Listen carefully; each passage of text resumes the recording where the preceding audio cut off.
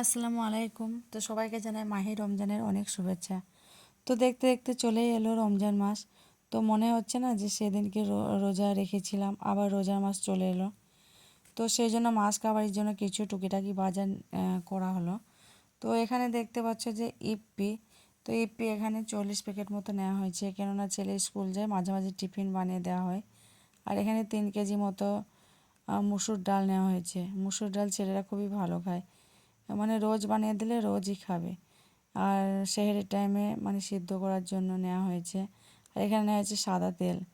তো কি এটা ডক্টর চয়েস হবে হয়তো। আর এখানে হচ্ছে বেসন নেওয়া হয়েছে 1 কিলো মতো, মানে সন্ধ্যার টাইমে, ইফতারের টাইমে কিছু পকোড়া টকোড়া বানানোর জন্য। আর নেওয়া হয়েছে 1 কিলো চিনি। আর এখানে 2 প্যাকেট তেজপাতা নেওয়া হয়েছে, চা নেওয়া হয়েছে 500, জিরে। আর এখানে নেওয়া হয়েছে 4 প্যাকেট বিস্কুট। আর এই দেখো চানাচুরের প্যাকেট, একটা হচ্ছে ভুজিয়ার, একটা এরকম মানে মুড়ি খাওয়ার জন্য, মুড়িতে মিক্স করে খাওয়ার জন্য। আর এখানে শ্যাম্পু নেওয়া হয়েছে। শ্যাম্পু মানে বোতলে নিয়ে এটা পাউচ নেওয়া হয়েছে, কেননা বোতলে নিলে ওরা আতিক যখন ইউজ করে তখন বেশি বেশি করে মানে নিয়ে নেয়, এই জন্য পাউচে নেওয়া হয়েছে।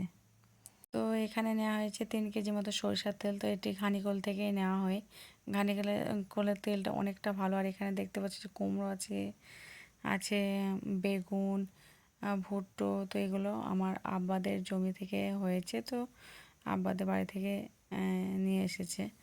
আর এই দেখো 5 কেজি মতো মোটা মোটা আলু। তো আব্বাদের জমির আলুগুলো খুবই সুন্দর আলুগুলো। তো দেখতে পাচ্ছি যে 5 কেজি মতো নিয়ে আসা হয়েছে। আবার পেঁয়াজ নিয়ে আসা হয়েছে অনেক।